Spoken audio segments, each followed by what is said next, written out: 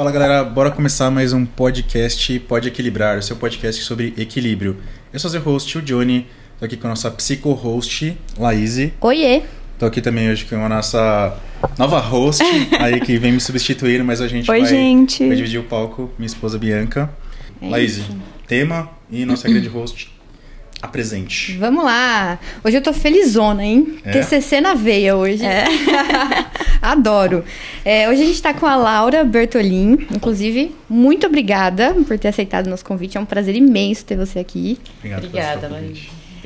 Hoje a gente vai falar sobre um tema muito legal, que é sobre como ter inteligência emocional e ser mais racional.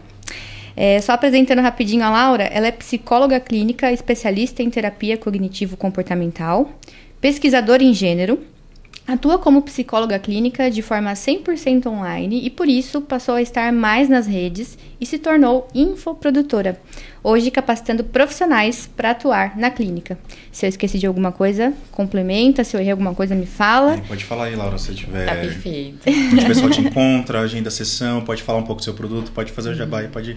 Manda ver. Tá bom. Primeiro, eu queria agradecer o convite da Laíse, do pessoal. É um prazer estar aqui. Primeira vez que eu gravo podcast, estava aqui até contando pra eles, assim, em vídeo, uma coisa tão profissional mesmo, como vocês estão fazendo. Obrigada pelo convite. Acho que a apresentação foi ótima. Eu costumo estar bastante nas redes, hoje muito mais voltada, sim, para desenvolvimento de inteligência emocional, mas muito mais para psicólogas. Mas não deixa de ser um trabalho que qualquer pessoa precisa realizar no dia a dia, inclusive para funcionar no dia a dia, né? Para sobreviver nesse mundo que a gente vive. Então, eu pessoalmente vivo em constante desenvolvimento da minha inteligência emocional.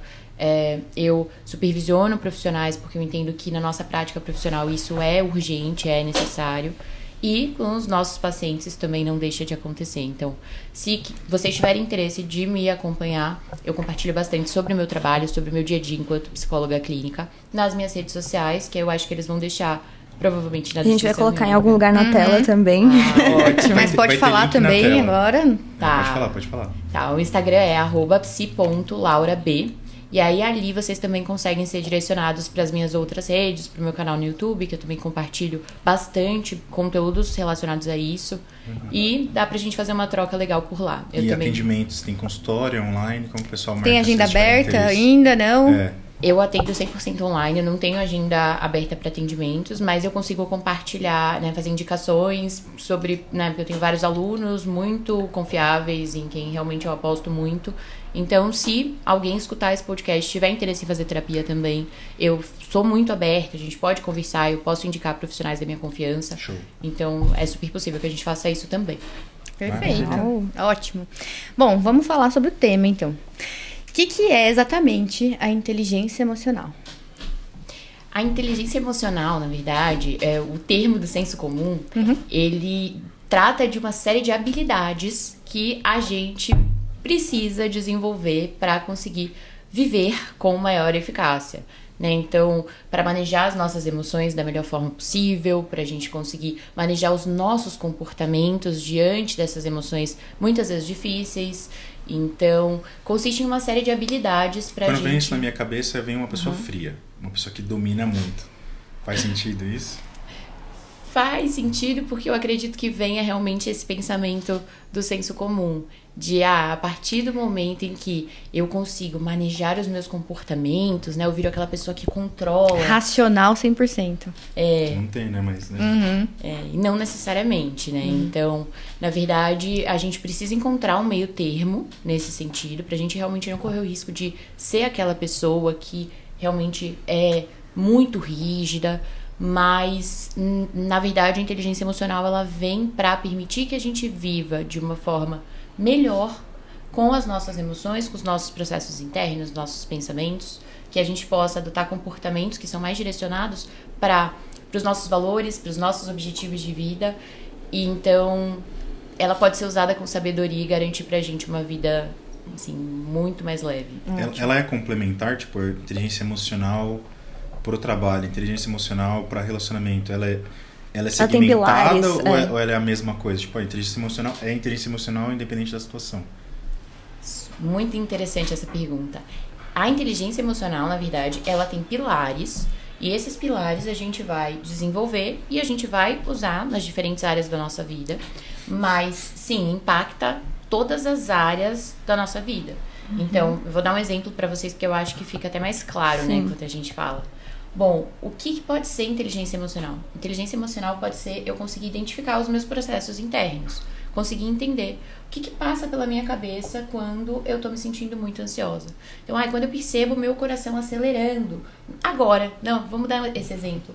Se eu tô aqui agora conversando com vocês e eu começo a notar o meu coração acelerando, eu posso não ter inteligência emocional suficiente para identificar que o meu coração acelerando é um sintoma fisiológico da minha ansiedade aumentando, porque eu tô num contexto avaliativo.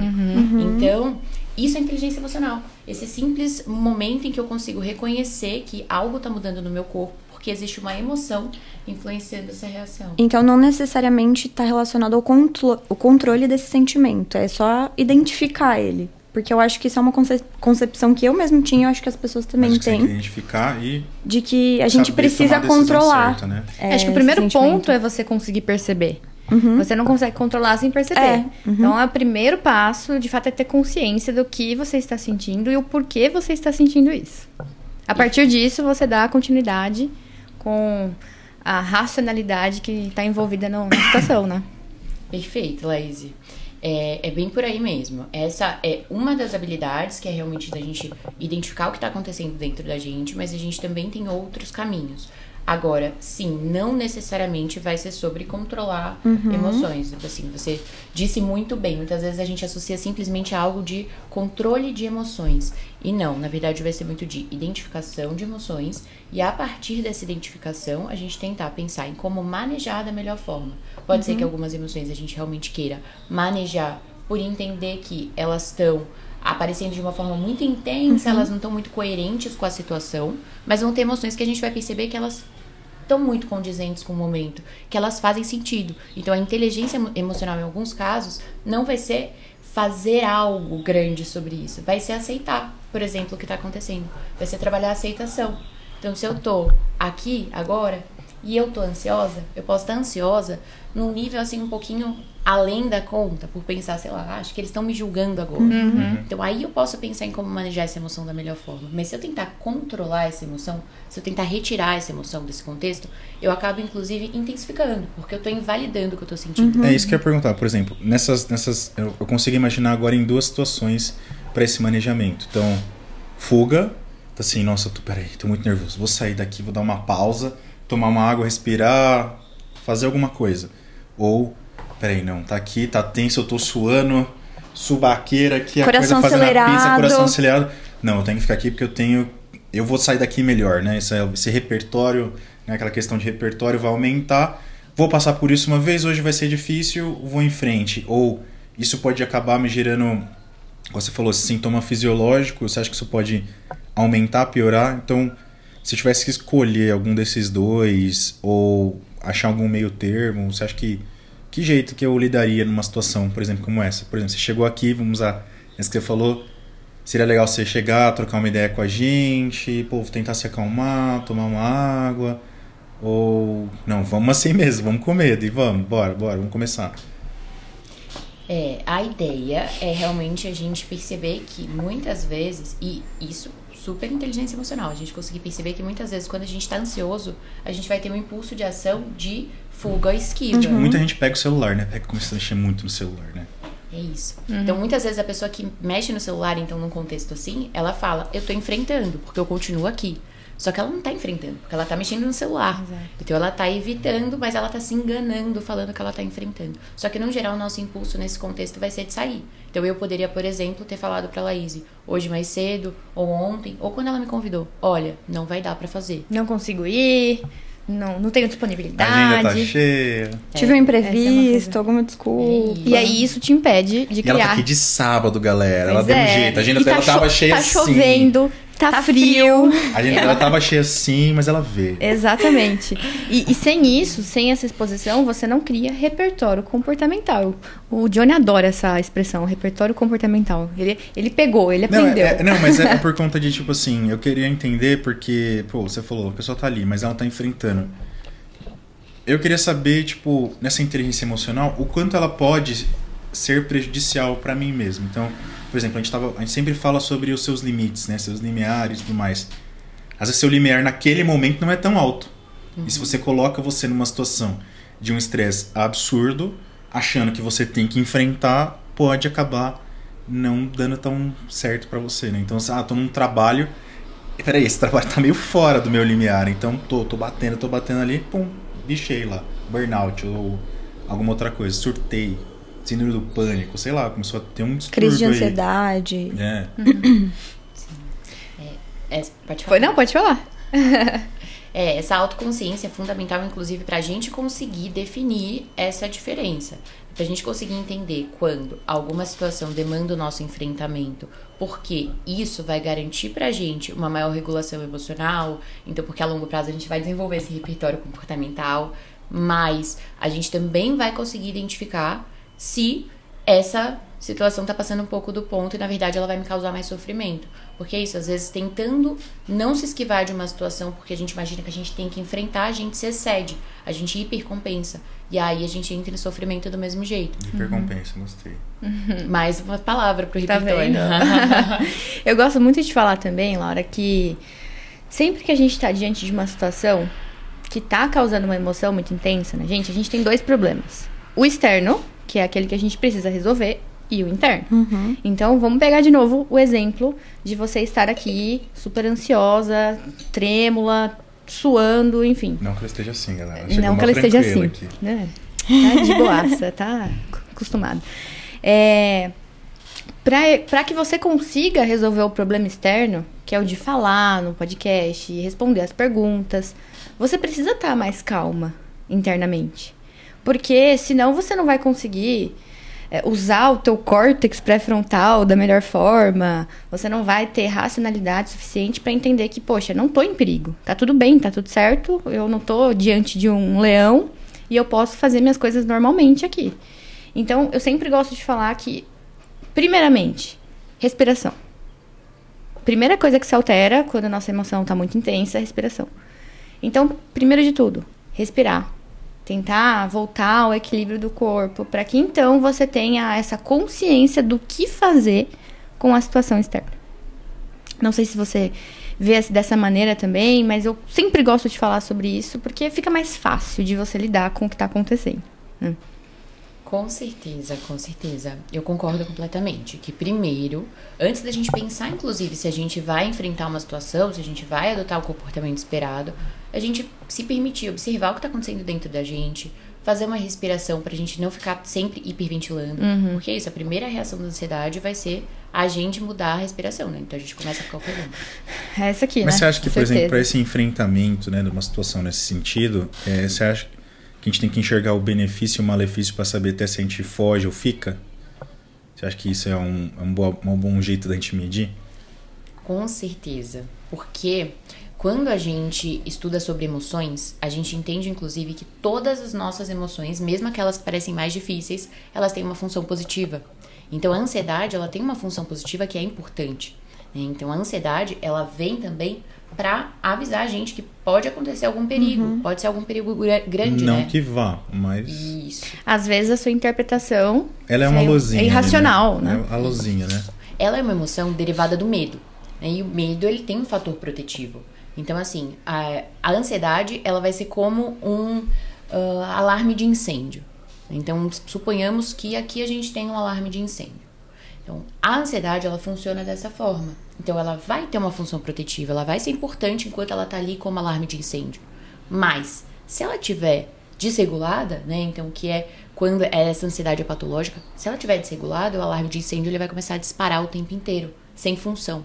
Se ele começa a disparar o tempo inteiro, ele causa todo um transtorno. Então, a gente tem que evacuar o prédio, a gente sai, depois a gente volta e toca de novo, a gente tem que sair de novo. Então, nesse sentido, a gente trabalha essa emoção, mas a gente entende que ela também vem de um lugar importante. Então, se a gente for pensar no medo, na raiva, são emoções que têm uma função positiva importante. Senão, não existiriam, né? Exato. Então, por isso, a gente também precisa reconhecer, primeiro, qual é a emoção, como ela se manifesta, por que ela vem, validar que ela tá acontecendo dentro da gente, como nesse exemplo de estar aqui, tá ansiosa, então eu entender, cara, eu tô ansiosa por quê? Eu tô ansiosa porque isso também é importante pra mim. Porque se não fosse importante pra mim, eu não desse valor nenhum pra isso, era só eu não vir. Ou eu viria aqui e eu não falaria nada, qualquer coisa. Então, ela também tem uma função importante, que é de me deixar mais em alerta, de me permitir entregar pra vocês um pouquinho do que eu sei, porque eu reconheço o valor disso. Então, primeiro a gente vem desse lugar, pra aí a gente entender como a gente vai reagir a essa emoção. Porque se às vezes essas emoções são protetivas, elas têm uma função importante, às vezes também vai valer a pena eu olhar pra elas dessa forma. Sim. Mas então, pelo que eu entendi, do mesmo jeito que se a gente ficar reprimindo esse sentimento, então fugir disso, pode ser que ele vire uma coisa muito maior do que realmente é. Mas também, se você... A ansiedade pode mostrar perigos pra coisas que às vezes não vão ter um perigo tão grande assim. Então, como que a gente consegue um meio termo entre isso? Por exemplo, a gente pode até analisar a situação. Chegou aqui, aí você não conhecia a gente, como a gente ia fazer entrevista, se de boa ou não. Pô, será que eles vão me expor, eles vão fazer umas perguntas que eu não vou saber responder? Pô, isso aí eu acho que é uma ansiedade que faz sentido, né? Que faz querer fugir. Que faz querer fugir, porque falou, vão acabar com a minha reputação lá, não sei o quê. É uma ameaça. É uma ameaça, mas o benefício de, o negócio... Olha, eles vão deixar eu falar lá sobre o meu jeito, é mais um jeito de mostrar que realmente eu sou capaz e tudo mais, e minhas redes sociais, e ter algo colocando como eu faço a minha abordagem, meus pacientes vão ver, ou novos clientes vão ver, vou ajudar mais pessoas e tudo mais. Então, tem sempre, acho que as duas coisas que fazem sentido para ansiedade. Então, eu vou ter até ansiedade de, tipo, a recompensa que eu vou ter daquilo lá, e do medo de não ir, que pode te fazer não vir mesmo, ou, né? Mas acho que ela fica dos dois lados, né? Ela tanto pro bom quanto pro ruim, né? Com certeza. É isso. Então, muitas vezes a nossa primeira reação é não querer ir, não querer fazer, porque é o primeiro impulso que a gente tem. Só que por isso que é tão importante que a gente vá desenvolvendo essa habilidade de reconhecer como a gente está se sentindo, para aí a gente não recorrer de forma tão automática ao impulso de ação das nossas emoções, que é o que a gente vê em pessoas em sofrimento. Então, uma pessoa que está deprimida, como essa pessoa reage a essa emoção de tristeza intensa? Que seria a patologia que você falou. Isso. O que é essa patologia? Como que ela começa? Como que eu sei que... Peraí, eu tô só com medo de ir no podcast? Peraí, não, isso é uma patologia, realmente. Tem alguma regulação aqui. Ótimo. Existem emoções, né? Todas as emoções, elas são naturais. Quando uma emoção, ela prejudica a sua qualidade de vida de forma tão intensa, que você realmente tem esses prejuízos, você entra em sofrimento constante, essa emoção vira um grande problema. Que tipo de sofrimento? Então, uma pessoa... Vamos lá. Uma pessoa que tá funcional, né? Uma pessoa que tá ok. Ela vai passar por um momento de tristeza e ela vai se permitir estar triste durante esse dia. O luto. Por exemplo, no luto, né? Agora, uma pessoa que sente uma tristeza, a gente não encontra, né, uma explicação por que isso, o luto, né? A tristeza do luto, mais uma vez, é a função positiva da tristeza, demonstrar perda, né? Então, a tristeza é a reação natural à perda. Então, faz todo sentido quando a gente pensa que uma pessoa perdeu alguém aqui e ela passa o dia inteiro muito triste. Sim. Mas se uma pessoa passa vários dias muito triste e a gente não tem algum pano de fundo, e essa pessoa vai cada vez mais perdendo qualidade de vida, porque qual que é o comportamento da pessoa que vai entrando no episódio depressivo? Ela vai ficando cada vez mais triste e ela vai deixando de ter vontade de fazer coisas que antes ela gostava de fazer. Significa que ela vai perdendo coisas que ela tinha. Tipo, eu trabalhava, parei. Ou eu ia na academia, parei. Ou eu comia bem, parei. Vai se afastando cada vez mais de coisas que eram tinha um amigo, perdi. Boas pra ela. Isso. Mas ela vai fazendo isso de tanto que ela tá sofrendo. E aí, quanto mais ela se sente triste, mais ela faz isso e mais ela fica triste. Então, ela se envolve num ciclo de sofrimento. Posso fazer uma pergunta meio polêmica? Ai, bora. Não, é porque assim... Se for muito polêmico, eu vou cortar. Brincadeira. Não é... Por exemplo, definitivamente eu não vejo nenhum tipo de sofrimento como mimimi. Mas eu acho que tem muita gente que sim. E aí fala assim, nossa... Você tá fazendo isso comigo porque você quer e não porque você está doente. Então, por exemplo, igual eu falei de um exemplo de uma amizade. Aí aquela pessoa, sei lá, foi super grossa com você, tal, você chamou pra sair, ela não foi, alguma coisa assim, ela tá num estado, né, que não está regulada, né? Ela não está regulada emocionalmente. ela tem culpa ou não disso, né? Porque eu não sei se a gente tem até que colocar essa situação de culpa, né? Mas, pô, são duas pessoas nessa situação, a gente não vive sozinho. E aí tem aquela pessoa do lado, ela tem que acolher, como que é, até a pessoa de fora, porque a gente sempre fala da pessoa que tá na situação e não da pessoa que tá de fora da situação, que também lida com ela, né? Sim. Então, como que você acha que funciona isso? Tipo, ela tem que identificar também, porque se você não sabe se você tá sofrendo mesmo, eu não sei se você tá ansiosa ou não, se você fala pra mim, mas eu não sei se você tá ansiosa. Então, como que não é nem um papel de acreditar, né? Eu acho que não é sobre acreditar, mas é sobre como talvez identificar ou acolher ou saber apoiar essa pessoa que às vezes está desregulada. Sim, eu acho que o primeiro ponto que a Laís deve concordar bastante comigo é de que é muito difícil ser rede de apoio de alguém que está sofrendo muito.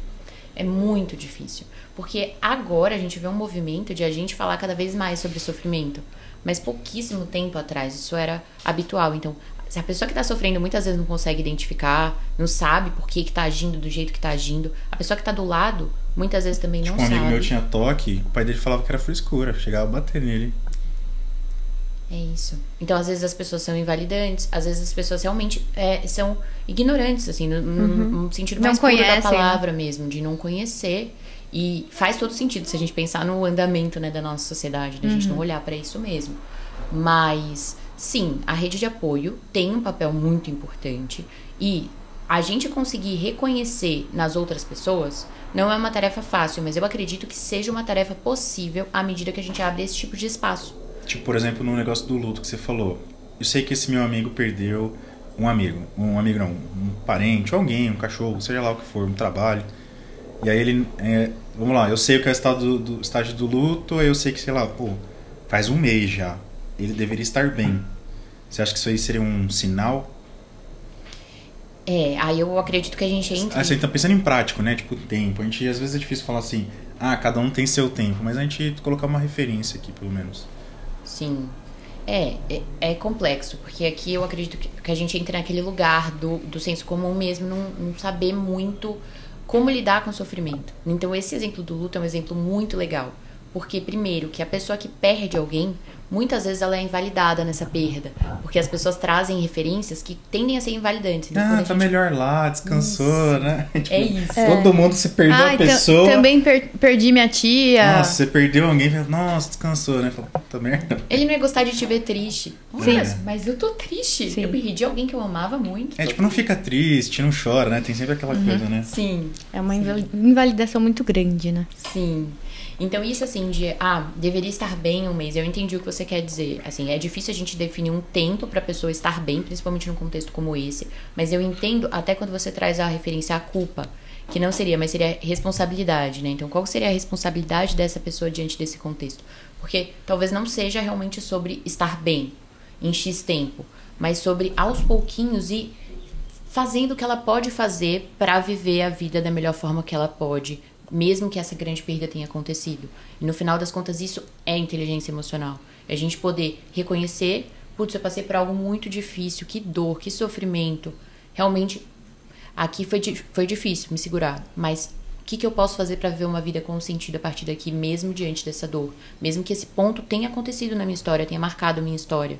Então, mais do que em termos de tempo, em termos de culpa, qual que é a responsabilidade dessa pessoa de, aos pouquinhos, ir se encaminhando para uma vida significativa, mesmo que ela tenha passado por esse grande sofrimento. E é nesse lugar, geralmente, que a pessoa que está no episódio depressivo, a pessoa que tem um transtorno depressivo maior, uma depressão mais crônica, ela para. Que é na dificuldade de adotar esse comportamento que vai impulsioná-la para uma vida com um pouquinho menos de sofrimento, mesmo que ela esteja sofrendo. É o momento que ela precisa racionalizar, que ela precisa olhar de uma perspectiva diferente. Eu acho que é por isso que a inteligência emocional ela anda tão de mão dada com a racionalidade. Essa aqui? Justamente esse ponto, né? Qual a relação entre as emoções e pensamentos racionais e irracionais. Porque a gente sabe que tem pessoas que nascem mais racionais do que outras. Até meio a estrutura cerebral disso, é diferente. Né? De, por exemplo, falar, o ser humano ele é o único animal racional, né? Peraí, será que a gente é mesmo? Né? Tipo, tem muita emoção no jogo, né? Tem muito hormônio, tu tá pipocando coisa aqui o tempo inteiro, né? Será que a gente consegue ter tanta racionalização assim? é difícil. Principalmente quando a gente tá sofrendo, porque essas duas coisas se retroalimentam, né? Então, se eu tenho a pincelada do sofrimento, eu já vou ter uma tendência a enviesar para esses pensamentos menos racionais, né? Para pensamentos menos funcionais, que é o que a TCC traz como pensamentos distorcidos, né? Então, é muito complicado, porque aí quanto mais eu tô sofrendo, mais eu tendo a enviesar o meu olhar sobre a vida e distorcer as informações que chegam até o meu cérebro. Então, o meu processamento cognitivo, ele muda. Então, nesse sentido, ele muda, você diz, ele está alterado. Isso. Porque... Ou ele é alterado, por exemplo, naquela situação específica? Depende, né? Ambos. Então, ele vai se alterando naquele momento, naquele episódio, naquele quadro, mas diante de gatilhos específicos a gente pode ver uma mudança ainda maior. Então, por aquela exemplo, que você me falava, né, Laís, tipo uma montanha-russa, né? A montanha-russa, ela tem que ser baixinha, né? Tipo, vai alterar, não tem jeito, né? Mas acho que ela não pode nem subir muito, nem cair muito, né? Porque senão aí fica muita emoção. Extremos, né? A gente sempre fala aqui sobre extremos, nunca são bacanas. É isso, exatamente. Então, nesse exemplo da pessoa que tá muito ansiosa, né? Que vem num quadro mais ansioso. Exemplo, é uma pessoa que tem transtorno de ansiedade social, que é aquela pessoa que ela sente uma ansiedade mais elevada diante de condições, né, de contextos sociais, em que ela pensa que ela está sendo avaliada, que ela vai ser julgada de alguma forma. Então, essas pessoas, muitas vezes, elas vão ter a interferência diante, né, desse gatilho, elas vão ter a interferência de pensamentos, né? Então, essa pessoa está me avaliando, nesse exemplo que você trouxe, né? Então, vai me deixar numa saia justa, vai me fazer passar vergonha, e aí isso vai elevar ainda mais a ansiedade dela.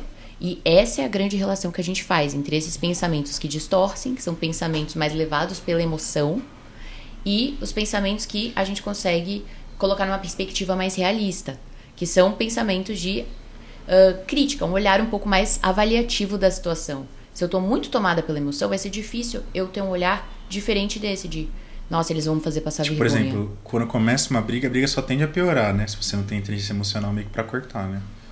Ou pra enxergar de uma forma diferente, entender que, poxa, não tem a ver comigo, ou pelo menos tem a ver com a ficar pessoa. quieto e falar no dia seguinte, né? Exato, né? Dá uma segurada. Mas, Laura, mesmo a gente sabendo que, em termos de estrutura cerebral, algumas pessoas são mais racionais do que outras, é possível que a gente seja mais racional, que a gente desenvolva essa racionalidade? Com certeza, com certeza. Chega a galera de TI da Faria Lima, vão pirar nesse assunto. Né? Tipo, quero ser mais racional aqui, cara, né?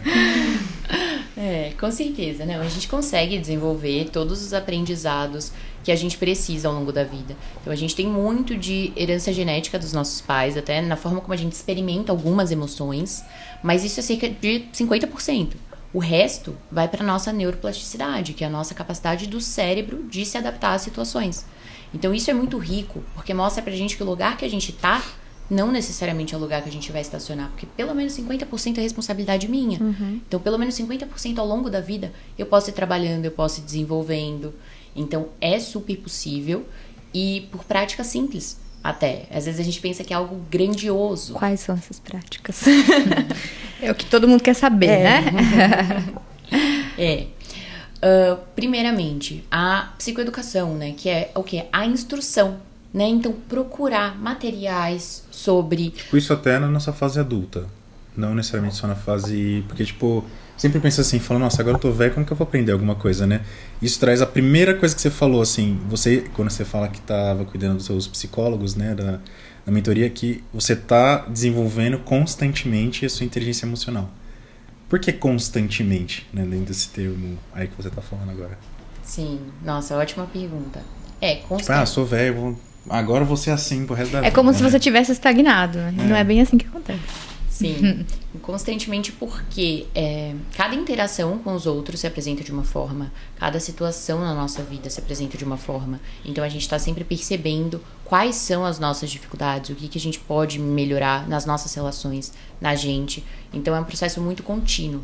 E claro que não é um processo 100%, é muito difícil a gente não vai conhecer alguém que fale, nossa, eu sou totalmente habilidoso na minha comunicação, eu não tenho nenhuma falha de comunicação nos meus relacionamentos, porque às vezes vai ter. Então isso também faz parte. Peraí, mas... exagerou talvez essa pessoa tá se achando demais. Mas é isso, mas justamente por isso que a gente vai em constante desenvolvimento. Então, como eu trabalho com pessoas, eu tô em constante desenvolvimento porque eu tô sempre percebendo pontos que eu preciso me aperfeiçoar nesse sentido. É um lugar muito vulnerável de estar. Então, você trabalhar com as emoções de outras pessoas. Cada dia é uma situação diferente, né, Laura? São pessoas diferentes, histórias diferentes, dificuldades diferentes, então não é algo fechado. Sim, sim. Então, por isso que eu acredito que o primeiro passo para a gente desenvolver a nossa inteligência emocional é a gente conseguir se instruir mais sobre as nossas emoções, como elas funcionam, por que a gente se sente como a gente se sente. E para isso, eu gosto muito de uma prática, que é a prática do automonitoramento, que é o que eu sugiro para as psicólogas que eu supervisiono. Tipo um diário, sim. Como se fosse um diário. É isso, acho que você traduziu muito bem. Que pode ser feito de forma online, que pode ser feito no papel, como for melhor. Eu gosto muito de um aplicativo que ele se chama Cogni. Esse aplicativo de celular, não sei se vocês já viram. Já ouvi falar. Já. Ele é muito legal. Ele traz, assim, como esse diário mesmo. Você vai abrir e ele vai te perguntar em que situação você tá. Que pensamentos você tem percebido nessa situação. Que emoções você nota. Ele te dá uma série de emoções. E isso é legal. Porque isso é psicoeducativo. Às vezes você nem sabe o que você tá sentindo, você vê lá, eu acho que é isso. Você começa a se encontrar um pouco mais. Eu acho que também, bom, a gente pode falar de inteligência emocional para saber que sentimento que você tá sentindo. Eu acho que também você tem inteligência emocional para saber distinguir uma coisa de outra. Mas, por exemplo, traz um cenário pra gente, que a pessoa coloca o que ela faz. Então, se ela se identifica com uma situação, o que ela faria? Um jeito certo de comportamentado. Sei lá, raiva, medo, tristeza, tanto faz. Traz um cenário legal pra gente. Perfeito. Ótimo. Então é isso. E aí, o terceiro ponto, né? O último ponto desse registro seria o comportamento. Então, uma pessoa que registrasse... Então, um exemplo das minhas pacientes. Eu atendo muitas pacientes que têm justamente transtorno de ansiedade social. Então, elas vão colocar, sei lá, situação. Eu estava em uma festa domingo com as minhas amigas e um rapaz veio falar comigo. Exemplo que eu pensei agora. E aí, pensamentos que eu tive. Então, será que ele vai tentar ficar comigo e eu não vou conseguir? Eu vou passar vergonha. Ele não vai gostar de mim. É isso. Quero sair daqui o mais rápido possível. E ela vai colocar todos esses pensamentos. E vai colocar as emoções. Então, senti ansiedade. E aí, qual foi o comportamento? Saí correndo e fui pro banheiro, chorar. Fui embora da festa, chamei meu Uber. Então, a gente geralmente vai ver comportamentos mais evitativos nesse contexto. E só dela fazer esse monitoramento, o que ela vai perceber? Ela vai falar, caraca, eu tinha sentido que eu tinha ficado muito ansiosa naquele momento, mas eu não tinha entendido o que tinha acontecido dentro de mim. Não sei se vocês já passaram por essa experiência, né? De do nada você sentir, eita, eu tô me sentindo triste, tô meio ansioso. Mas o que aconteceu? Eu nem percebi, do nada fiquei Muita assim. gente fala isso, inclusive. Fiquei triste do nada. Fiquei ansiosa do nada. Gente, nunca é do nada. Sempre tem algum pensamento, uma memória envolvida. Eu ainda posso até falar pros hosts aí, que talvez quem esteja assistindo e acompanhando a série, eu acho que eu tô numa evolução aqui. Eu tô linkando muito a parte hormonal. Pros hosts? Pros nossos telespectadores aqui, com essa evolução dos hosts aqui, tipo assim, de ser muito hormonal, de ser muito baseado na alimentação, se você tá fazendo exercício e não, tanto que acho que é uma coisa que você sempre recomenda, tá se alimentando bem e tal. E parece que nunca é uma coisa só, né? Tipo, não é... Às vezes foi até uma comida. Pode ter sido uma situação, mas às vezes foi uma comida que te deixou descompensada. Você tava ansioso, aí você comeu muito... Tipo, comeu 3 lanches. E aí aquilo vai ter uma resposta biológica. E aí você ficou triste porque você fala, putz, eu não devia ter comido tanto. E aí, no final das contas, você nem percebeu que realmente foi isso. Tem um exemplo do álcool também, né? A pessoa tá muito triste, tá muito ansiosa. Vou beber pra relaxar, pra esquecer. O que acontece? O álcool, ele acaba inibindo a atividade do córtex pré-frontal, que é a área do nosso cérebro responsável pela racionalidade. Então, se você bebe muito, com certeza, o seu controle de impulso vai ficar muito menor. Você vai ficar mais impulsivo, você não vai conseguir racionalizar muito bem. Então, tem essa relação também. Achei interessante você ter falado sobre isso, né? Sim. Aí, por exemplo, essa garota aí que aconteceu isso, ela fugiu, teve essa questão mais de fuga. Ela tem que... Que passo que ela tem que dar em direção a isso? Ela tem que ver... tipo, tô de boa com isso. Pra mim foi tranquilo sair da festa. Depois eu fui pra casa ver Netflix. Olha que gostoso. Ganhou algumas coisas e perdeu outras, né? Então, aí que tá. Porque geralmente quando a gente foge, a gente não foge pro lugar ruim, né? Então, aí que tá a coisa que eu quero que as pessoas que estão ouvindo a gente, elas saibam. peraí, mas eu fugi, mas maravilhoso. Eu fugi daquele boy escroto lá e fui pra casa assistir um negocinho com o meu cachorro. Pô, que maravilha. Não sei nem por que eu fui, mas ela tem que estar lá, ela não... Sabe, vem essas coisas na minha cabeça, assim, sabe? Porque às vezes a pessoa fala assim, mas tá ótimo, eu não preciso ficar te ouvindo, Laura. Tipo, faz sentido, pô, vou pro Netflix, maravilha. Por que eu vou enfrentar essa situação, né? O que eu perdi? Será que eu perdi mesmo? Então ela tem que ver dessa forma, né? Com certeza, com certeza. E aí tem 2 pontos interessantes que eu gosto de levantar para as minhas pacientes, porque isso costuma já fazer com que elas pensem, nossa, então realmente eu perco coisas, eu não só ganho. Por quê? Primeiro, quando eu adoto esse comportamento, eu tenho um ganho de curto prazo. E é por isso que esse comportamento existe. Então, para quem estiver ouvindo e que estiver numa situação e pensar, cara, eu não sei porque eu sempre ajo assim nessa situação. Comportamento que existe é comportamento que funciona. Então, de alguma maneira, você ganha alguma coisa a curto prazo. Todo comportamento tem função. Exato. Sempre. Então, esse exemplo delas, da possível paciente, né, saindo da festa, é a mesma coisa que a pessoa que tá ansiosa e tá numa interação, ela vai e bebe pra não ficar ansiosa. A curto prazo, ela ganha, então ela sai da festa, vai ficar lá com o cachorro dela, ou ela vai e bebe, fica mais desinibida e troca ideia com as pessoas. A curto prazo, ela ganha. Mas o nosso caminho é de fazer com que ela perceba 2 coisas. Primeiro, a longo prazo, ela perde. Por quê? A longo prazo, essa ansiedade que não está sendo manejada, está sendo só mascarada, ela vai intensificar. Então, mostrar isso para as pessoas geralmente faz com que elas falem, caraca, então é por isso que cada vez eu me sinto mais ansioso nessa situação. Tipo assim, por exemplo, isso aconteceu a primeira vez com ela. Dali a 1 ano, isso acontecendo todo final de semana, no final do ano vai estar muito pior. Sim, ela vai entender que talvez essa é a única resposta, inclusive. Ela nem vá.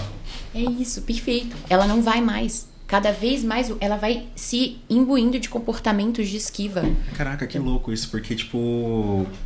Esse comportamento ele existe é porque funciona. Nossa, isso aí foi... foi aquele negócio, né? Essa foi boa, essa foi muito boa. Caraca, mas é tipo... É isso, né? Ela perdeu... Mas, nossa, tô tentando ver pela perspectiva da pessoa por que ela tem que parar com aquele comportamento, entendeu? Tipo, ela tá perdendo, mas às vezes tá muito seguro, assim, sabe? Às vezes, tipo, porque tudo que a gente... Por exemplo, a gente tá aqui quebrando uma mega zona de conforto. Às vezes com várias situações que estão quebrando mas sabe de uma coisa que nossa zona de conforto. A minha psicóloga, ela é da psicanálise. Mas, sempre que a gente conversa sobre alguma coisa que eu fugi de alguma situação, ou, na verdade, eu não fujo, que eu falo, olha, eu cogitei não fazer isso, e eu fiz, e foi muito bom. E aí ela fala, é sobre o que você vai ganhar, e não sobre o que você perdeu. Então, tipo, você tem que pensar na possibilidade do que você vai ganhar. Uhum. Então ela tem que dar uma imaginada. Então, por exemplo, nossa, deixei de conhecer o boy da minha vida. Tipo isso. Exato. Ou então deixei de ter uma experiência legal, de perder um pouco minha timidez, porque eu sou muito tímida com meninos, com garotos e tudo mais. E eu acho legal que isso... Tirei uma foto linda com as minhas amigas. Não, tipo, uma coisa muito pequena, sabe? Pra ela ter significado. Não, que ela trouxe o que deu, o que ativou foi o rapaz vir falar com ela, né? Mas sobre isso que a Laura falou, que se tem o comportamento é porque funciona... Isso explica muito, às vezes, pessoas que têm comportamentos que são muito julgados. Por exemplo, uma mulher que tá apanhando do marido e continua com ele. E aí você pensa assim, caramba, nossa, essa pessoa não é racional, ela não tá conseguindo pensar. Às vezes ela tá, claro, na maioria das vezes ela tá sendo irracional, ela não tá conseguindo enxergar, mas tem uma funcionalidade para aquilo. Ela tá fazendo aquilo porque ela tem ganhos. E o que ela precisa fazer é só entender que, poxa, pode ser que eu tenha mais ganhos ainda se eu não estiver nessa situação. E porque normalmente, essa dificuldade, né? Nesse tipo de situação, ela apanha, aí o marido vai lá e traz flores, chocolate. Ai, desculpa, eu te amo muito. E ela fala, putz, eu apanhei, mas aí eu ganhei isso. Ela foi recompensada. Então ela tem o benefício da casa que ela mora, da comida que ela come. Às vezes ela tem medo pelos filhos. Exato. Isso é legal falar, né? É algo super frequente. E tem toda uma justificativa, né, da nossa sociedade que foi construída para que as mulheres colocassem relacionamentos amorosos nesse lugar. Então, primeiro, essa mulher associa estar em um relacionamento amoroso a algo identitário, então algo essencial para a identidade dela, para ela se enxergar como uma mulher nessa sociedade, para ela ter valor. Basta a gente ver como mulheres e homens são ensinados a pensar, né, idealizar relacionamentos. Não que homens que estejam no relacionamento não valorizem, mas um homem desde a pré-adolescência, ele não vai ficar sonhando com o casamento, com o namoro. Então, uma série de fatores vão colaborando para que essa mulher que está numa relação abusiva, ela tenha dificuldade de sair. Então, tem a lente embaçada que fica no olhar dela quando ela é vítima de abuso, né? Então, embaça as lentes a partir das quais ela vê o mundo. Então, fica mais difícil realmente que ela reconheça que esse abuso, ele é algo muito maior do que as flores que ela ganha nos intervalos. Mas, sim, ela é recompensada de tempos em tempos e por isso é mais difícil ainda ela sair, né? Se ela ganhasse sempre essa recompensa, ainda seria mais fácil do que o fato de ele dá e tirar, ele dá e tirar. Então, isso vai fazendo com que ela queira cada vez mais ficar ali. Você falou agora no que você tá falando, né? Dessa lente embaçada, mas também não é impossível ela sair. Como que ela limpa pra falar assim, agora eu enxergo, agora eu saio? Isso. O que a gente pode pensar de... Não sei se necessariamente prático, acho que não tem como ser tão prático assim, mas pra ela começar... A racionalizar mais. Racionalizar, ressignificar... Não sei que palavra que a gente usa. Não sei se esse exemplo, que é um exemplo mais delicado, né? Não sei se é melhor você exemplificar garota, em cima disso ou da garota, simples, né? Acho que da garota fica um pouco mais fácil. Mais simples. Vou puxar das duas coisas, porque eu acho que dá pra pegar das duas coisas. Essa é uma temática que eu atuo muito na clínica. E sim, a Laís falou muito bem. É uma temática muito específica, muito diferente das outras, né? Então, quando a gente fala de abuso, a gente tá falando, muitas vezes, de uma pessoa que tá correndo muitos riscos externos a ela. Uma pessoa que é muito invalidada pela sociedade. E ela nunca escolheu estar ali. Ela não falou assim, eu quero apanhar mesmo. Exato. E, então, assim, é algo muito específico. Mas, mesmo assim, nesses dois casos... Então, vamos lá, voltar pra menina da festa e pensar nesse caso da moça que sofre abuso. A gente vai seguir, sim, pra esse lugar de entender que existe também o olhar do longo prazo. Então, quando a gente falou da moça da ansiedade, a gente falou que a gente ajudaria essa moça a enxergar que a longo prazo a ansiedade dela vai aumentar. Mas, a gente também vai ter o segundo ponto que eu falei pra vocês, que eram 2 pontos principais. O segundo ponto é o de mostrar pra ela que se ela tá sempre seguindo de acordo com a ansiedade dela, então se ela faz tudo que a ansiedade dela manda ela falar, tô falando em termos bem básicos, a tendência é de que ela esteja sempre se afastando do que tem valor pra ela na vida. Porque se eu tô sempre direcionada pra evitar o meu sofrimento, então se eu não quero lidar com isso porque eu vou sofrer muito e tal, muitas vezes eu me afasto de coisas que são importantes pra mim. E na realidade você nem vai sofrer. É só uma distorção cognitiva que você tem, né? Essa lente embaçada que a Laura falou. É isso. E às vezes, sim, até esses pacientes relatam. Poxa, quando eu me expus... Então, a gente tende a realizar exposições com essas pacientes. Então, em certo momento, essa paciente da festa, ela vai a uma festa e a gente combina de responder um rapaz que chega só conversar. E aí, tudo bem e tal. Essa pessoa, muitas vezes, ela até pode falar. Poxa, Laura, eu senti ansiedade naquele momento. Mas ela não vai ter sentido aquela ansiedade que ela imaginou, que fez com que ela fugisse por tanto tempo. Você acha que ela tem que se preparar para situações? Você acha que pode ajudar ela? A depender do nível do preparo, sim. Se não for um preparo, um hiperpreparo, porque... São piora, né? É isso. Quando hiper compensa, que seria, por exemplo, o caso, né? Eu vou dar até esse exemplo. Quando cheguei aqui, pra quem estiver assistindo, eu falei, gente, olha, não preparei tanto assim o que eu vou falar, porque pra mim costuma funcionar bem. Porque eu conheço o meu funcionamento. Então eu sei que, como eu tendo a ter uma desregulação ansiosa em algumas situações... Eu já notei que se eu preparo demais, isso piora, porque eu quero seguir rigidinho. Então, aí se qualquer coisa foge disso, você já se desespera e é um motivo que pode virar um gatilho, assim. Tem a ver com os vídeos também que você fala, né? O João sempre fala, quando for gravar vídeo, não precisa pensar em tudo que você vai falar. Só vê o começo, o final, e aí no meio você vai improvisando. É melhor. Porque é onde eu sofria mais, quando eu tinha que gravar algum vídeo no começo, há 3, 4 anos atrás. Eu tentava ler tudo. Nossa, eu escrevi aquilo, eu tenho que falar exatamente aquilo, porque são 30 segundos e aí eu tenho que falar muito rápido e tem que ser perfeito. Se não for perfeito, não vai ser e tal. Aí depois eu falei, pega a palavra-chave e dá. Ótimo. Vai improvisando e vamos aí. É isso. É esse meio termo, então. Vocês já fazem isso. O ideal é esse caminho. Você pode se preparar, mas você vai se preparar num meio termo. Você não vai super se preparar, porque senão você pode ficar ainda mais ansioso. Então, com essas pacientes... A tendência, né, com essas pessoas, no geral, né, todos nós, a tendência é de que a gente tente se questionar justamente sobre o quanto sempre ser levada pra tentar fugir do sofrimento, pra adotar esses comportamentos, o quanto isso faz com que a gente se afaste da pessoa que a gente quer ser. Então, trabalhar com valores é algo muito importante, porque isso também faz parte da inteligência emocional, da gente conseguir voltar o nosso olhar mais pro longo prazo. Tá, mas o que eu quero da minha vida? Quais são os meus objetivos? Qual é a pessoa que eu quero me tornar? Como eu quero ser lembrada? Às vezes ela realmente não precisaria estar naquela situação da balada, por exemplo, ou da festa, né? É isso. Então, assim, às vezes ela não precisaria... Não necessariamente também a ansiedade veio porque não é o sonho dela, né? Não é por isso também necessariamente que aconteceu, né? Não. Às vezes mesmo é alguma coisa que você quer muito, vai ter ansiedade lá também, né? Sim. Justamente. Muitas vezes essa paciente pode falar, por exemplo, poxa, o que eu queria mesmo era ser cheia de amigos. O que eu queria mesmo era arrumar um namorado. E aí ela percebe, nossa, todas as vezes que eu faço isso eu me afasto do que eu quero. Eu não consigo encontrar meu namorado. E eu não consigo fazer amigos. Aí ela acha que isso é um problema dela, que tem a ver com ela, que eu que sou chata, ninguém me quer. Acaba criando regras que não faz sentido nenhum. Exato. Quanto mais ela lida dessa forma fugindo, mais a gente vai reforçando nela pensamentos sobre ela mesma que muitas vezes nem são verdadeiros. Mesma coisa, essa coisa do consumo de álcool, né? Então, se eu sempre recorro ao álcool para interagir socialmente, eu vou acabar falando, né, acreditando que eu não tenho habilidade para isso, que é o álcool que faz com que eu interaja. Exato. Cada vez mais eu vou me sentir mais ansiosa, cada vez mais eu vou precisar beber em maior quantidade do álcool para que as coisas funcionem, né?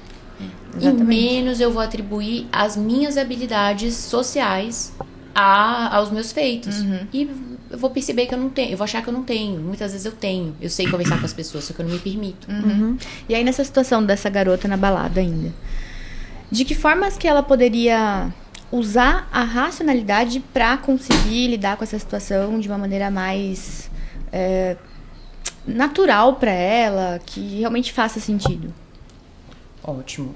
Identificar, primeiro, o que passa pela cabeça dela quando ela percebe que essa ansiedade dela desregulou mais nesse tipo de situação. Okay. Então, o que passa pela minha cabeça? Percebi que é, por exemplo, eu ser ridicularizada? Joia. Depois disso, avaliar esse pensamento. Tentar lembrar de algo que a gente trabalha muito na TCC, que é esse conceito de pensamentos distorcidos, que a gente chama de distorções cognitivas. Esses pensamentos distorcidos são estilos de pensamento que a gente tende a adotar. Então, uma pessoa que tem um funcionamento mais ansioso, ela vai fazer muitas previsões de futuro. Catastrofização. Como se tudo fosse o fim do mundo. Vai acontecer a pior coisa do mundo se eu for lá conversar com o cara. É isso. Então, ela vai estar sempre imaginando os piores cenários possíveis, antecipando situações. E aí, ela perceber esses pensamentos, perceber que passa por essa lente mais distorcida e a gente conseguir questionar esses pensamentos. Tá, de onde isso vem? O que me mostra que isso é verdade? Então, quantas vezes eu fui ridicularizada realmente quando alguém veio falar comigo em público? Para a gente tentar ter esse olhar um pouquinho mais crítico sobre a situação. Porque eu tô acreditando que é isso que vai acontecer, mas quantas vezes isso já aconteceu? O que me mostra que é isso que vai acontecer? Que também, agora me fez muito sentido o negócio do hipercompensar. Às vezes aquela pessoa que tá se mostrando super na balada, seja homem ou mulher, ou que tá ali, né, tentando fazer mais que todo mundo, né? Às vezes foi uma pessoa que aconteceu exatamente aquilo, né? Tipo, aconteceu alguma coisa muito ruim, ela foi ridicularizada, aconteceu algum bullying, alguma coisa assim. E aí lá, alguma situação que deixou ela muito pra baixo, agora ela fala assim, agora eu tô livre, agora eu tenho que ser totalmente o oposto. Eu vou hipercompensar isso daí. Olha só, né? Me veio essa ideia. Então, por exemplo, tá aprendendo muito aqui. Ela tá... Às vezes, na verdade, poderia ser o oposto, né? Então, tipo, da mesma forma que ela foge e vai pra casa, ela faz o contrário. Ela vai ficar com todos os meninos da festa, porque ela falou, não, peraí. Antes eu me sentia mal, agora eu me sinto... Ou às vezes não me sinto bem, mas assim, eu consigo pelo menos mostrar que eu estou bem, né? Por isso que os extremos não são bons. A gente tem que buscar o equilíbrio. Com certeza, equilíbrio sempre. Isso também indica uma falta de racionalização.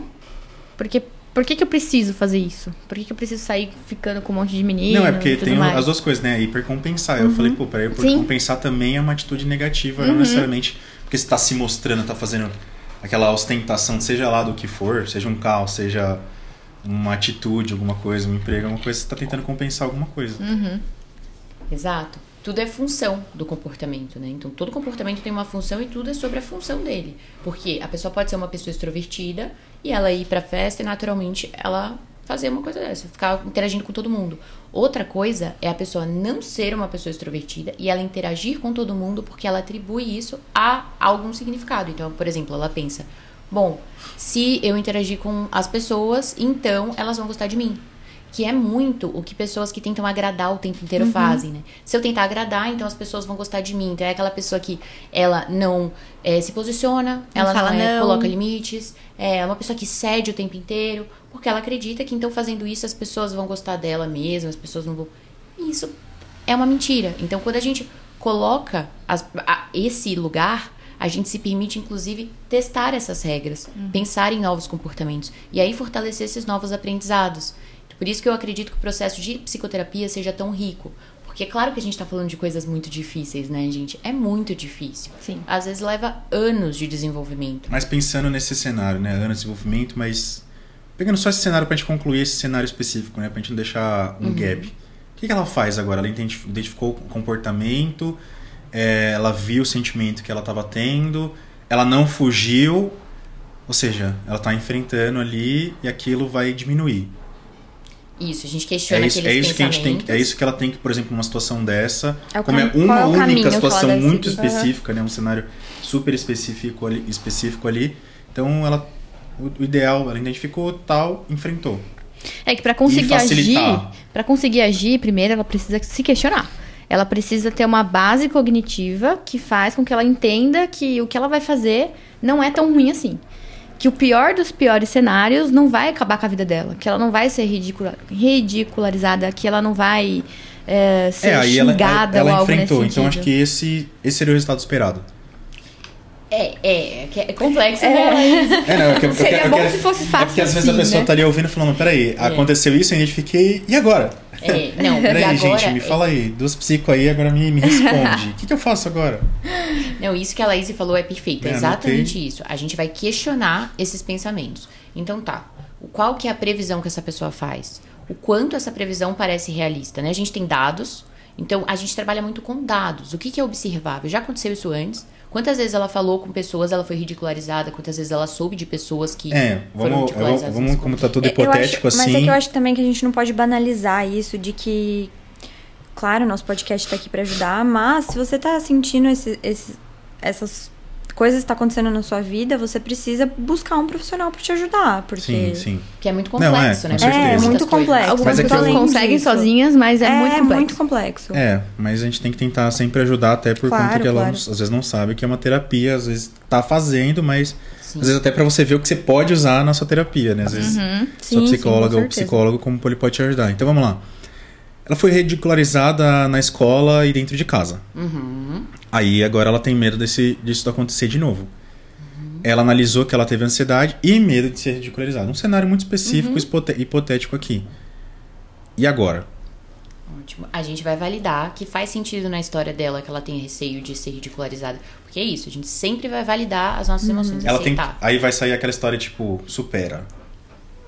Ou ressignifica. O que ela faz? Não, eu tô sendo prático, Sim. Mas aí, depois disso, a gente vai tentar lembrar daquele filtro do olhar que a gente tem quando os nossos pensamentos distorcem. Então, você tá ansiosa, você vai tender a distorcer um pouquinho o seu olhar. Então, tem alguma informação que você esteja desconsiderando? Você pode estar exagerando um pouco o seu pensamento? Tem uma outra forma de enxergar isso. Sabe o que eu fico pensando agora? Como se eu fosse vocês, assim...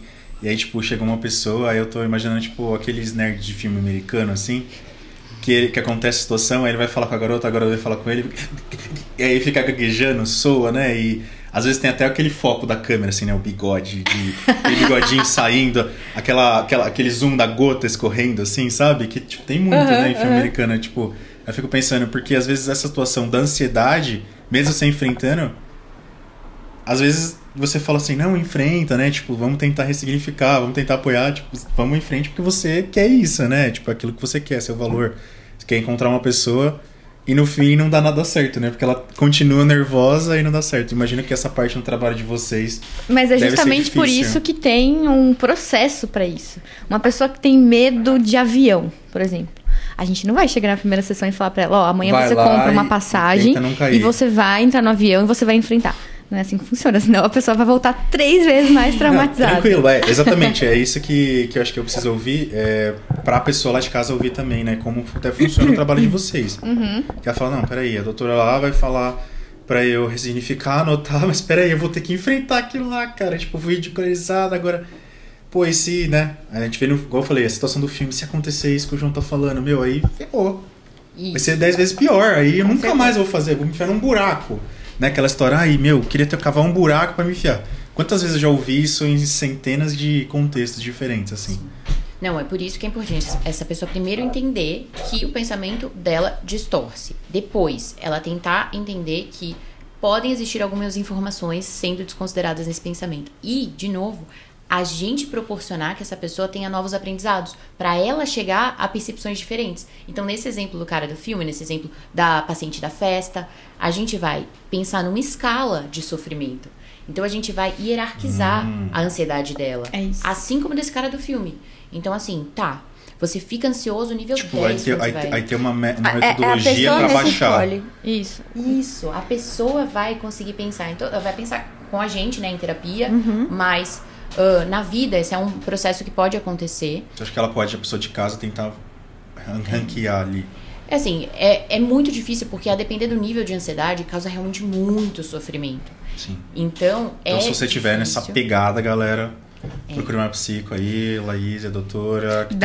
Tem vários outros que trabalham com ela aí. Procurem Dá até pra pessoa ranquear, mas na hora de colocar em prática vai ser muito mais difícil. Porque é sofrido, né? Por isso que elas evitam. É muito... Gente, o processo de exposição, ele é muito sofrido. É difícil. Mas é muito bonito. Por quê? A partir do momento que essa pessoa fala, por exemplo, eu sinto uma ansiedade nível 4, nível 5, nível 5, moderada.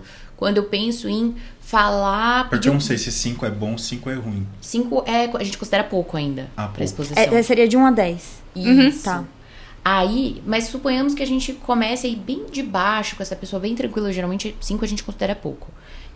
Mas é uma ansiedade moderada. E ela fala, sei lá, eu sinto 5 quando eu vou pedir um pão pro padeiro. Eu sinto 7 quando eu vou passar o cartão com o garçom. Pão pro padeiro. Tem muita gente que é assim, né? Muita gente.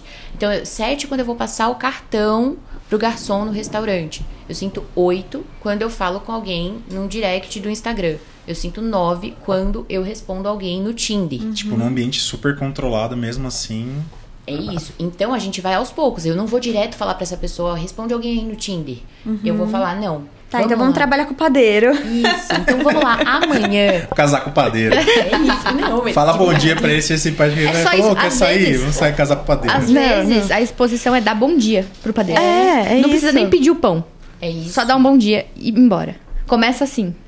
E aí depois, efetivamente, você vai pedir o pão. Você vai ver que, meu Deus, olha, ele me respondeu bom dia também. Poxa, não aconteceu nada. Eu não desmaiei. Acho que esse é o ponto, né? Não passei vergonha. Não aconteceu nada, né? Tipo assim...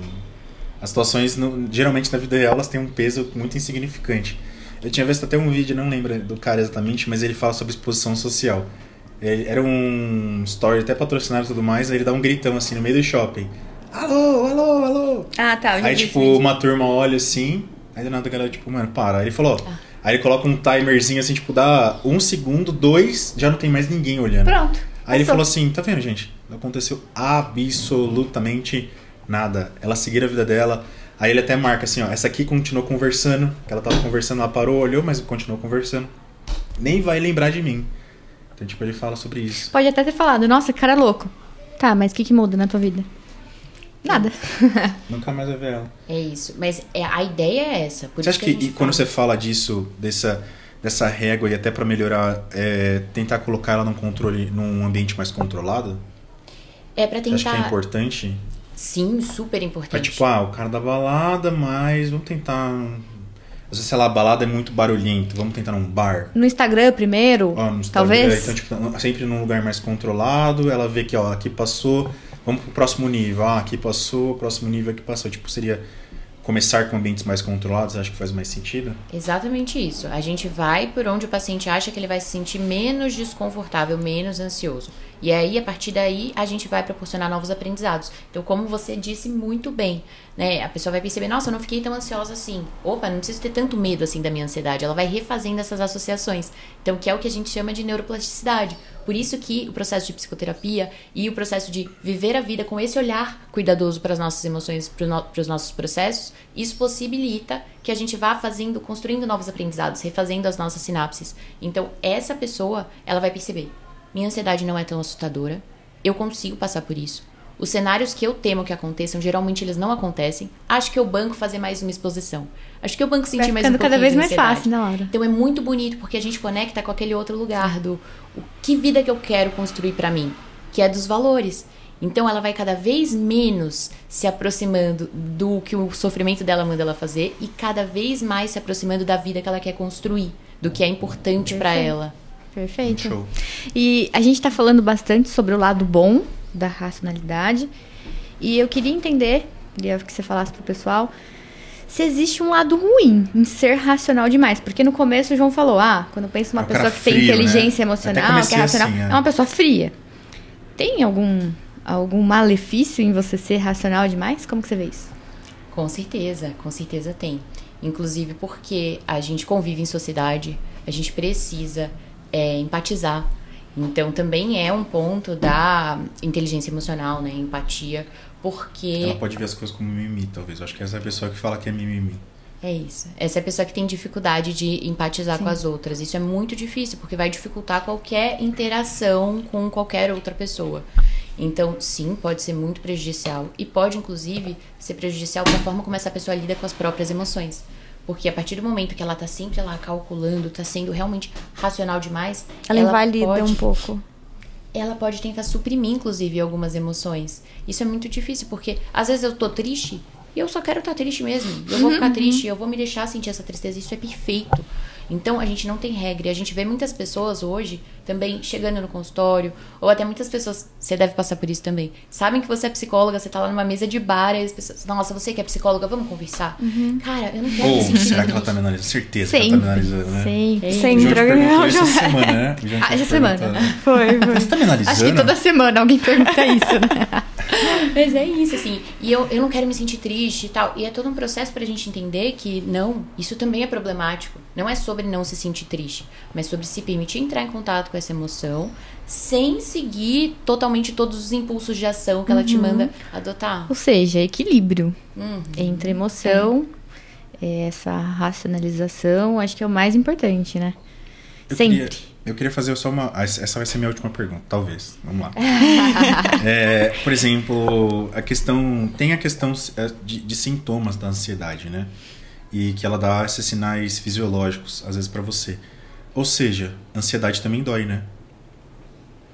Então, tipo assim, aquela situação, eu digo até por uma questão de tortura, que às vezes pode rolar em você, inclusive se você estiver hipercompensando ou fugindo. Porque eu acho que dentro daquela situação, nenhuma das duas vai estar fácil. Nem da hipercompensar e acho que nem a outra. Então, tipo, você vai estar sempre, tipo... Porque por estar descompensado, você vai estar te esforçando. É que você falou assim, uma hora... E, tipo assim, às vezes nem é um sofrimento. Né? Porque é ela que está desregulada. Não necessariamente é um sofrimento. Mas, às vezes, a pessoa, ela vê naquele momento por estar desregulado. É um mega sofrimento, né? Certeza. Então, sofrimento me remete à dor. Você acha que é isso mesmo? Tipo, para essas pessoas, elas... tem essa... Não só o sinal, tipo, sei lá, me deu um piriri, ou me deu ânsia, né? Então, tipo assim, nossa, é alguma coisa assim, ou me deu suador, ou então, tipo, esses sintomas fisiológicos que talvez possam acontecer. Mas esse sentimento de... tô perdendo o controle, aquela crise de ansiedade, tipo... falta o ar, vou né? infartar. Que, tipo, meu Deus, tô morrendo, né? Vou beijar Jesus hoje. Sim, se isso pode acontecer, pode super. Pode super. É essa a pergunta? Eu acho que eu me confundi. Não, tipo assim, tipo, tem isso, né? Tipo, a pessoa, ela que passam com você e tudo mais, elas... chega a ser uma dor mesmo. Ela dói, né? Tipo, ela tem esse sofrimento. Ela vira alguma coisa física, porque pra mim, sofrimento é dor. Não, ela vira uma coisa física, mas eu remeto ela à dor. Porque, tipo, você tá surtando ou tá tendo alguma coisa assim... Pode ser uma dor psíquica também. Eu não sei. É muito mais tipo, psíquica, eu fiquei curioso por isso. Tipo, tô tendo uma crise... O que acontece? Muitas vezes a ansiedade, ela induz a sensação do sintoma. né? Então, no caso da pessoa que tá tendo ataque de por pânico... ilusão, mas ela tá vivendo isso. Muitas vezes, realmente, isso é provado. As pesquisas indicam que muitas vezes é mais da percepção da pessoa. Quanto mais ela hiperfoca naquilo, às vezes ela pode até tender a aumentar esse sintoma porque ela tá hiperfocando nele, mas às vezes não, às vezes é a percepção dela, justamente por esse olhar que distorce. Então, quando você traz esse exemplo de perda de controle, está falando de um ataque de pânico, por exemplo, que é quando a pessoa nota uma mudança, pode ser uma mudança pequena, por exemplo, nos batimentos, e ela pensa isso. Tô infartando, acho que eu tô infartando. Aí ela começa a sentir, acho que meu braço tá formigando. É que eu falei assim, sem base ciência nenhuma, só tipo pensando em situações que a pessoa tá sofrendo ali, né? Tipo, isso acontece, né? É mais pra, tipo, acontece isso, né? Isso acontece, mas pra você ver como muitas vezes é a percepção da pessoa, né? É o olhar que ela dá pra aquele sintoma. Então, ela pode ter sim alteração fisiológica por conta do sintoma, mas muitas vezes isso acontece justamente por conta do olhar. É porque eu pensei no negócio do padeiro. Eu falei, caraca, se uma situação dessa ela tá no padeiro, eu fico pensando, por que não sai a palavra, né? Então, tipo assim, né? Tipo assim, eu fiquei imaginando uma pessoa sofrendo com isso. Eu falei, pô, sofrendo me remete muito à dor, sabe? Tem aquela sensação de enforcamento mesmo, como se tivesse alguma coisa. Eu pensei, quais seriam os sintomas? Que eu falei, peraí, se ela não tá falando, ela tá sofrendo, tem alguma coisa acontecendo, tipo, ali... Sofrimento me leva à dor, sabe? Eu relaciono muito as duas coisas, você está correto. Eu acho que a nossa cabeça está controlando aquilo indiretamente, né? Perdeu a racionalidade total. É isso. Então, muitas vezes a gente vem com esses sintomas fisiológicos, mas é o olhar que a gente direciona. Então, ela tá lá falando com o padeiro, pensando em falar com o padeiro, mas ela tá muito focada no pensamento de que isso vai ser horrível, vai ser catastrófico, e ele vai fazer ela se sentir super constrangida. E aí pode dar um nó na garganta, que muitas vezes dizem, ou simplesmente o coração acelerado, a palavra não sai, esse impulso pra sair correndo da padaria, que é o que pode acontecer. E o contrário também é verdade. Se o seu cérebro identifica que o teu batimento cardíaco tá muito acelerado, que alguma coisa tá errada, desmaia, sei lá. Ele também entende que você tá em perigo. Então, da mesma forma que você interpreta e os sintomas fisiológicos vêm, ele aprende com esse sintoma. Ele também entende que, poxa, se tá assim, é porque alguma coisa tá errada. E aí vira uma bola de neve. Exatamente. Eu imagino que se for para um nível 9, por exemplo, pode ser que a pessoa desmaie. Né? Sei lá. Tipo, nossa, apagou. Se ela estiver hiperventilando muito, falta oxigênio no cérebro, enfim, tem uma série sei lá, tô viajando, tô pensando Laura, nos sintomas. Eu tava pesquisando uma hora que você tava falando sobre as dicas. Eu não sei se você sabe, mas tem uma série de livros, talvez a Laís saiba também, que eles são coloridinhos, é que eu não lembro o nome, eu tava procurando, mas eu não achei. Que eles dão algumas dicas práticas, assim, também. Tem alguns que falam sobre comunicação não violenta, e tem um que fala sobre inteligência emocional. Então aí fica uma dica também. Eu tive uma ideia agora. Pegar, tipo, fazer uma série, tipo assim, pegar o Divertidamente e fazer, tipo, uma dica pra lidar com cada um daqueles sentimentos. Ótimo. Tipo, nossa, o livro verde é do nojinho, o vermelho é o da raiva. Legal. Aí que você falou da cor, assim, eu falei, peraí, sentimentos, cores, tudo tem tudo a ver. Você sabe sobre essa série de livros aí? Eu comunicação não violenta, trabalho muito com meus pacientes, mas essa série específica de livros coloridos... Eles falam sobre vários temas, assim, em relação à psicologia. É muito legal. Se muito legal. Se a gente não achar... eu acho que é livro de exercício. Isso, eu acho que é. Tá. Sabe qual que é? Eu acho que é esse. Eu acho que é. Deixa eu pesquisar. É bem fininho, meio... Deixa eu ver. Tem de autoestima... Eu não sei se é esse. Inclusive, eu nunca vi se tiver de inteligência emocional. Mas eu sei que tem. Se for esse, tem de autoestima. Tem. Caderno de exercício. Tem de inteligência emocional também. Depois a gente deixa roxinho, também na descrição. Quem quiser. E é bem baratinho, é R$17 na Amazon. Aí, então... Ótimo. Laura, você falou muito bem, inclusive, ao longo da nossa conversa aqui, sobre estratégias para ser uma pessoa mais racional, para ter inteligência emocional. Conduzir a situação, analisar a situação. Mas se a gente tivesse que colocar aqui algumas dicas para fechar um pacotinho aqui pro pessoal que tá ouvindo a gente, do que as pessoas devem fazer para buscar esse comportamento mais racional, o que você destacaria? Um pacotinho, tá? Então, sendo bem breve no nosso pacotinho, buscar sempre se questionar como você tá se sentindo, o que passa pela sua cabeça naquele momento. Ter um lugar em que você registre isso. Pode ser no aplicativo de celular, num diário, fazer um diário de emoções, eu gosto dessa ideia também. Se permitir ter tempo para pensar antes de reagir às situações, principalmente nessas situações de interação social. Tipo, respirar fundo. Respira fundo e responde, tipo isso. Pode ser respirar fundo, ou pode ser simplesmente se dar um tempo da situação. Então, se eu tô com muita raiva, eu gosto dessa estratégia. Dá um tempo da situação. Eu vou pro outro cômodo aqui, 10 minutinhos. Se afasta um pouco. Depois volta. Isso previne muitos problemas. Sim. Poder me comunicar mais habilmente.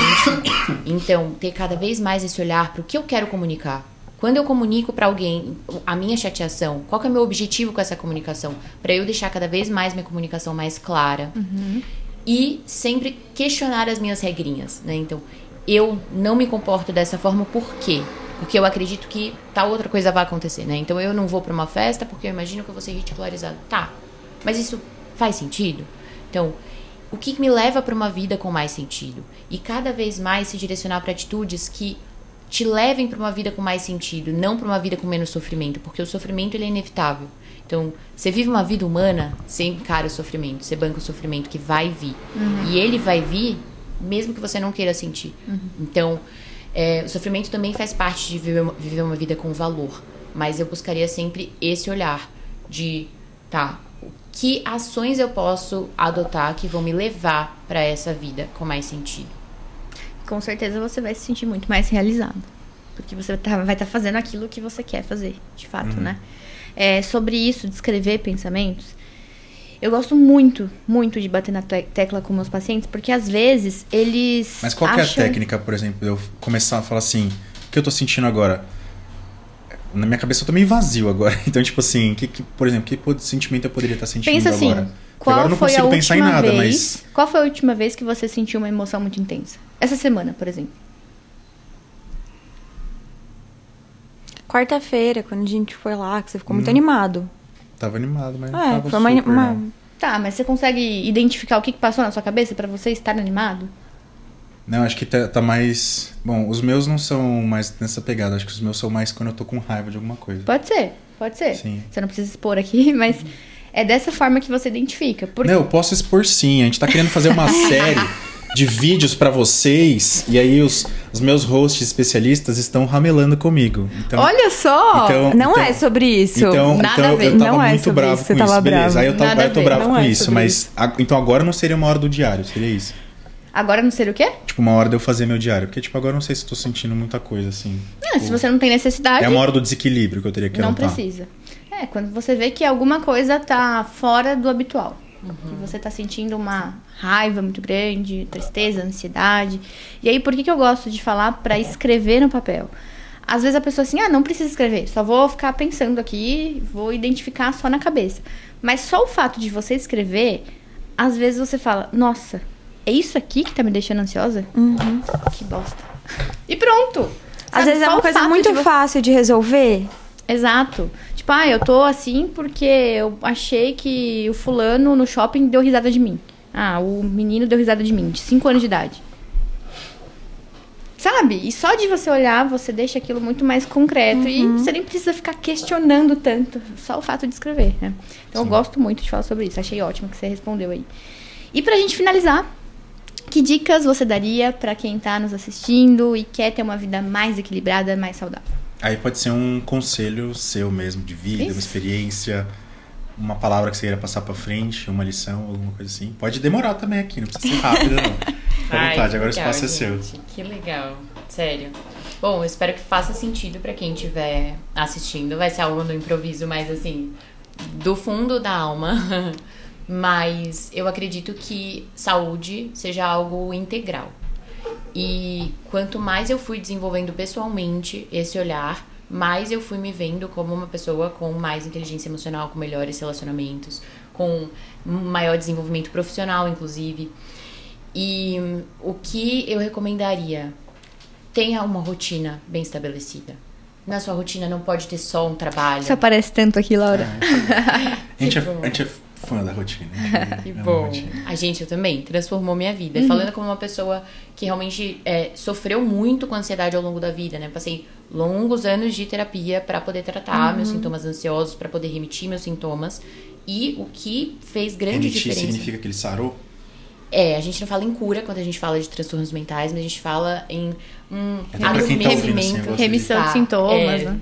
Acabou, sarou, né? Quem tá ouvindo, ela vai sarar daquilo pra sempre? Não, então esses sintomas eles vão ficar lá quietinhos, tá? Então o que acontece é que eles não vão mais ficar se manifestando. Você vai ter inteligência emocional. É isso. Perfeito. Então eu passei por esse processo e o que me ajudou mesmo foi a rotina. Foi na minha rotina não ter só trabalho. Foi sim alimentar o trabalho como um valor, porque é um valor de vida pra mim, mas entender que não é só isso. Foi conseguir cada vez mais manejar os meus impulsos. Então, cada vez mais você tá numa situação difícil, você tá com as pessoas que você valoriza na sua vida e você vai reagir no impulso. Putz, se você conseguir, né, dá um tempo da situação, vai pra outro lugar, pensa sobre isso, escreve sobre isso. A escrita pode ser muito terapêutica. Pratique hobbies, ganhe espaço para olhar para outras coisas. E, poxa vida, não consegui, eu reagi no impulso à minha emoção, eu atrapalhei meus relacionamentos, repare danos. Então, isso tudo vai colaborando para uma vida muito mais saudável. Tenha hobbies, pratique atividades físicas, realmente entra como um pilar fundamental. A gente tem muita dificuldade de ver remissão de sintomas de qualquer transtorno mental sem atividade física. Ela é muito importante. Então, a atividade física, eu tenho plena certeza de que salvou minha vida. Hoje eu falo com tranquilidade. A atividade física, eu posso flexibilizar numa rotina, numa semana mais difícil. Eu vou flexibilizar de 1 hora para 30 minutos, mas eu vou. Alguma coisa eu vou fazer. Não existe um estudo sequer que fale que atividade física faz mal. É isso.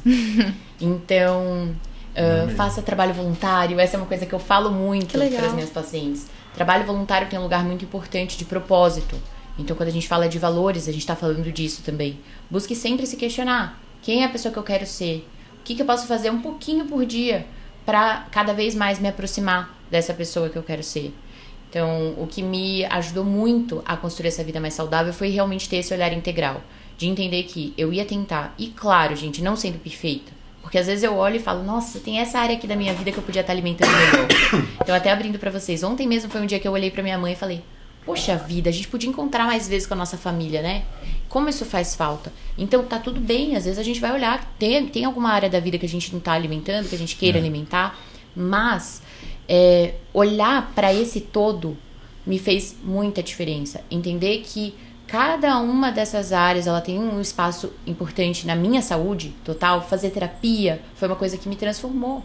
Foi graças à terapia que eu decidi, em certo momento, seguir para TCC, que eu decidi adotar a postura que eu adoto hoje com as minhas pacientes, que eu tenho tanta esperança, eu tento sempre instilar tanta esperança nas minhas pacientes, porque eu vi que realmente a terapia transformou a minha vida. Mas vocês veem, né? É isso, muito. E vocês veem que não é uma coisa só. É um pouquinho de cada coisa. Então eu vou colocando um pouquinho de cada coisa nessa conta, assim, pra falar, cara, hoje eu me sinto bem. É porque tem um pouquinho de cada coisa, não é uma coisa só. Então, contato com os meus amigos, que aos poucos eu fui retomando. Então, se eu puder falar, dar um conselho realmente, seria realmente busque ajuda. Entenda a saúde como algo integral. Não, a saúde não vai ser só ir pra academia todo dia. Assim como a saúde não vai ser só ir pra terapia. É o que a gente fala, pode equilibrar. São os 3 pilares aqui. Ótimo, é isso. A saúde vai ser sim você estudar, mas não vai ser só estudar. Se sua vida for só estudar, você vai entrar em sofrimento. Mas também não vai ser só sair com os amigos, você também vai entrar. Mas é estudar, sair com os amigos, ficar com seus pets. É encontrar no que faz sentido pra você esse espaço para que você se encontre no meio do caminho, porque senão realmente fica muito difícil. Mas falando do que realmente transformou a minha vida, foi isso. E o que eu vejo que cada vez mais transforma a vida das minhas pacientes.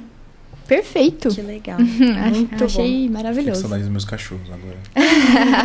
Eu pensei nas minhas gatinhas também. Bom, é isso então. Achei fantástico o nosso papo. Obrigada mais uma vez. Se quiser falar novamente seu @ no Instagram pro pessoal te seguir. Quiser falar do seu infoproduto também, pode falar. Isso. Fica à vontade. Que legal. Bom, eu quero agradecer de novo pelo convite, né, gente? Obrigada mesmo. Sou muito querida. Foi um prazer enorme te receber aqui. Foi muito mesmo. Bom, foi bom. Ótimo. O prazer foi meu. Gente. Super prático, eu gosto disso. Eu gosto da galera sair daqui com alguma coisa pra aplicar ali. Sim, Sim, com certeza. Bom, meu Instagram, de novo, é @psi.laurab. Meu nome é psicóloga Laura Bertolini. Meu nome é psicóloga, é de lascar. Meu nome é Laura Bertolini. Eu tô tão acostumada a me apresentar assim. Eu sou psicóloga e meu nome é psicóloga. É a skin psicóloga, sim. Quero só ver agora. Vocês estão vendo como é complexo?